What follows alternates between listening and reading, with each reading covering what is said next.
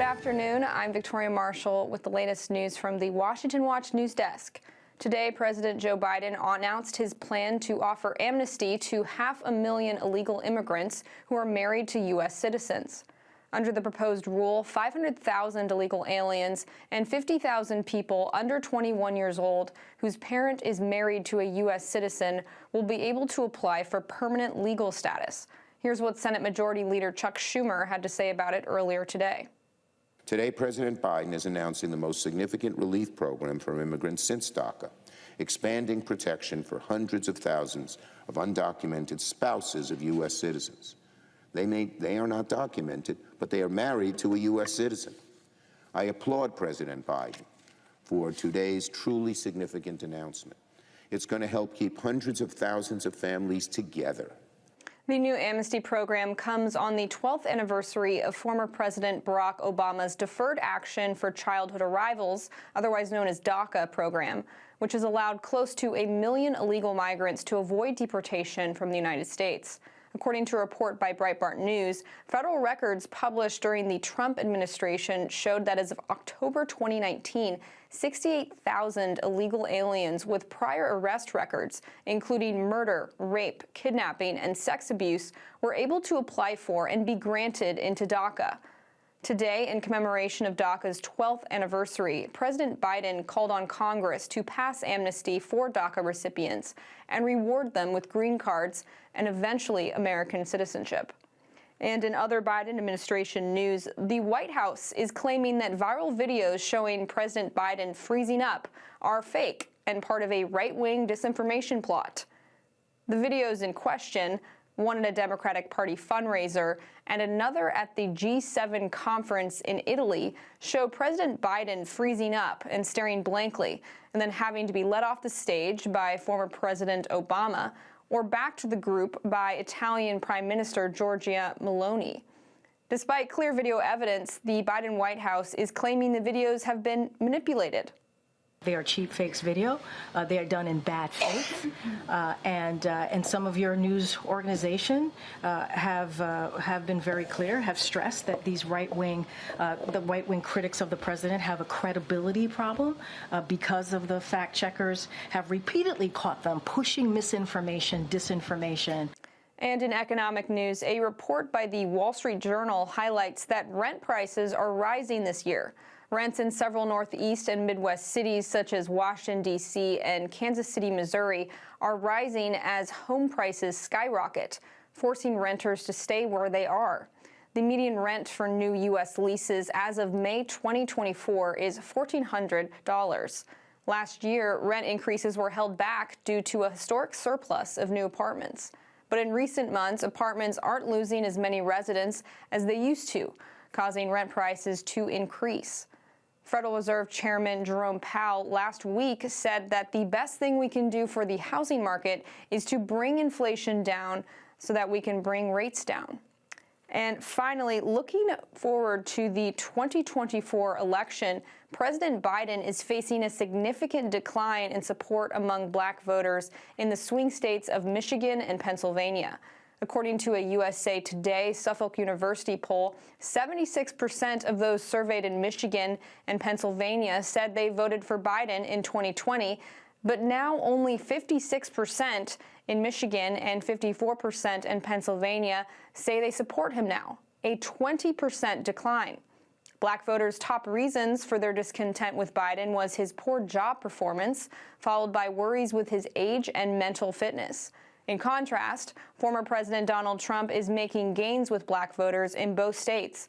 According to the poll, 15% of black voters in Michigan support Trump, up 6% from 2020. In Pennsylvania, black support for Trump is at an 11%, up from 8% in 2020. Trump leads Biden in both swing states. And those are today's headlines. I'm Victoria Marshall. Up next is Washington Watch with Tony Perkins. We'll see you tomorrow with more news.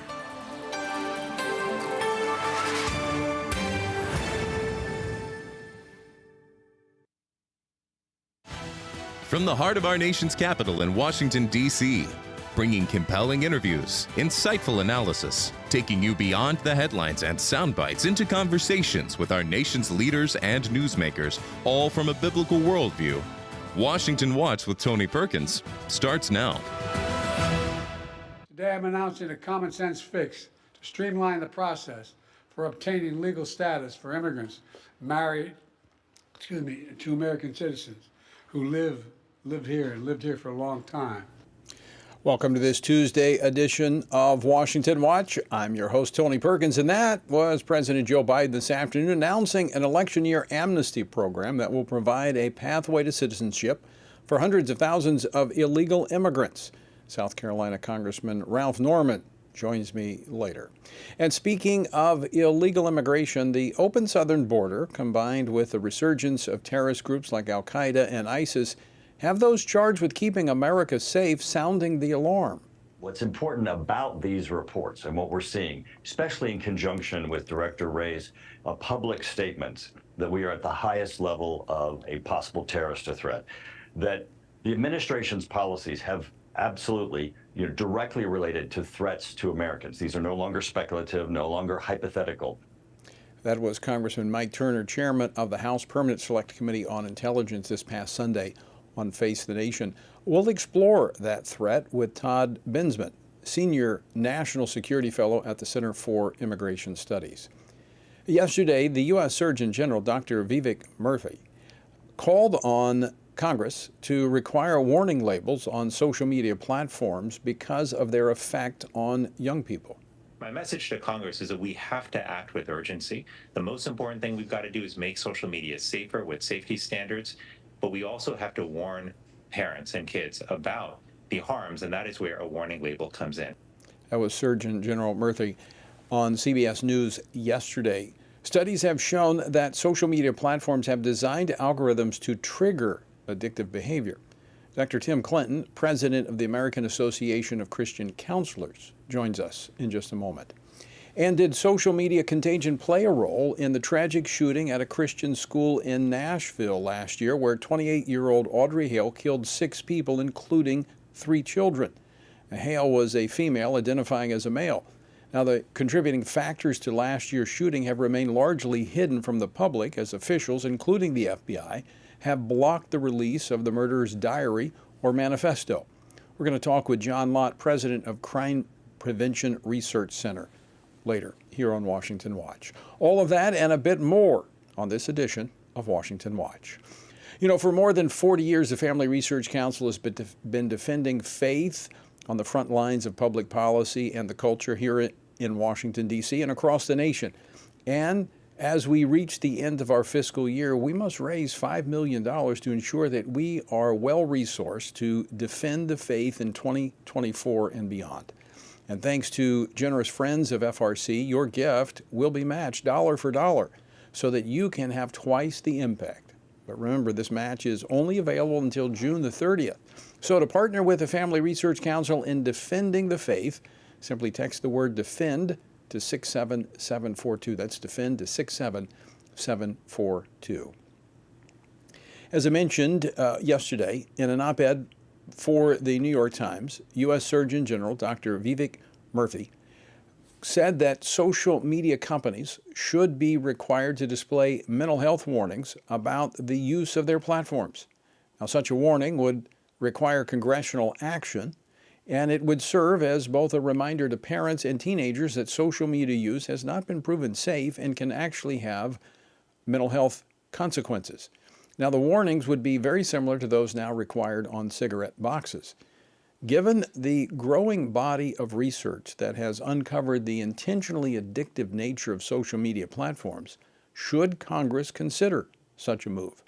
Joining me now to discuss this, Dr. Tim Clinton, president of the American Association of Christian Counselors. Dr. Clinton, welcome to Washington Watch. Good to see you. Tony, thank you for having me. Delight to be with you. Obviously, parents should monitor what their children consume online and whether or not they should be online. But could some extra help in the form of a warning be warranted? Tony, we better do something because at the end of the day, we're losing our kids. I don't know if you saw the report that came out a couple of years ago. The CDC reported that 57% of our daughters, our granddaughters, felt persistently sad during that year. I'm talking about our daughters and our granddaughters. And they also found that 30% of our daughters, our granddaughters, had seriously contemplated suicide in 2021. Now, I know there are a lot of factors related to it, but at the end of the day, we all know that those phones, those devices that we have in our hands, it's insane what's happening. And you're right, the algorithm piece, what they're doing is they're targeting our kids. So if a kid innocently is up there discouraged, depressed, or getting bullied or something like that, they wind up getting targeted with messages and images and more that only drive them further and further in those kind of directions. And so we've got to do something. We've got to get control. Let's talk a little bit about those techniques that are used in those algorithms, Dr. Clinton. There's such a thing as instant gratification by the likes that someone gets the response, the immediate response, which actually releases dopamine, which is a feel-good neurotransmitters. I mean, these things there's a physiological effect on the users. Tony, in mental health and addiction research, we understand there are two types of real patterns that stand out. One is substance abuse addiction, where you ingest a chemical to hijack the brain and whatever you're trying to accomplish with that, feel-good sensation or what have you, and it's highly addictive. There's also behavioral addictions where, think of gambling, think of viewing pornography. What it does literally is the same process that this behavior, this engagement hijacks the brain, releases the chemicals in the brain, and by the way, it's intoxicating. It becomes highly addictive. We're finding that is happening with this whole online world that, hey, look, everybody, everywhere you go, you can't help but see people on their phone, from church to restaurants, Tony, to school, at the water cooler. It's just unbelievable what's happening. And when you're targeted, it's consuming. Well, as you mentioned, when you combine that with the algorithms that track what you look at, and so it feeds on you, so it becomes like this, I mean, it has this vortex. I mean, it just sucks you in. It does, Tony. And then add on top of that, I'll give you a couple more P's to go with this, the pressures that kids are experiencing, not only academically in sports, but think about cyberbullying, what's going on. Think about the comparison stuff that starts happening when you're up online. You're alone in your own bedroom, and you're thinking about how everybody else is out having fun, and you're locked up or what have you. And the hate that then begins to get spewed all over. People have that what they call it digital courage, if you will, and it's just so destructive. Add pornography to the list, Tony. 50% of online sites are porn in nature. We know that kids as early as age are getting first-time exposure to pornography, and then those patterns then continue to, quote, develop rutting in the brain where, again, it's consuming. And then throw in one more P, Tony, predators up online. You know, moms and dads, we've got to get to a whole new place here. We've got to have new levels of conversation and say, listen, we've got to do something because, again, we're losing our kids. So why do you think that parents, some parents, not all, some parents are maybe timid about engaging their children when it comes to their social media consumption?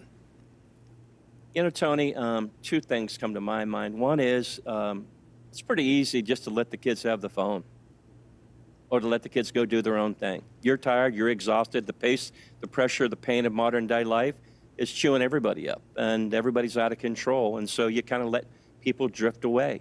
Throw on top of it then also just the preoccupation piece with the internet. When people get consumed in it, they get defensive, they get grouchy, you try to get them off the phone or what have you, and the next thing you know, you're in a fight. So hey, let sleeping dogs lie. So I see a lot of parents turn away. And so they just don't want to go there. And the tragedy, again, is our kids are getting lost in this cyber world. Oftentimes parents look at what their children are being exposed to or what they have access to and engage it the same way that they do. But young people, I mean, up until the mid-20s, your brain is still developing. So you really can't, it's not apples to apples when you consider adult using social media as opposed to a child. So with that in mind, and you can speak to that, but would it be helpful to have Congress approve of warning labels going on social media? We've got to do something, Tony, and we've got to help parents get control here.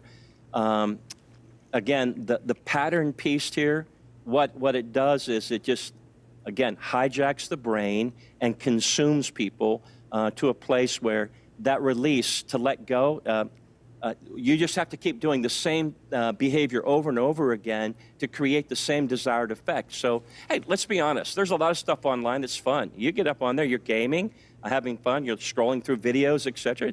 They bring some joy, especially if you're bored or if you're really bummed out about life. And so these kids just live in this thing is what they're doing. And again, go back to the algorithm pattern stuff that keeps coming and flooding in their direction, especially if it gets into a negative, vicious cycle. That's the stuff we've got to get concerned about. Warning labels, we better do more than that. We better figure out how to tell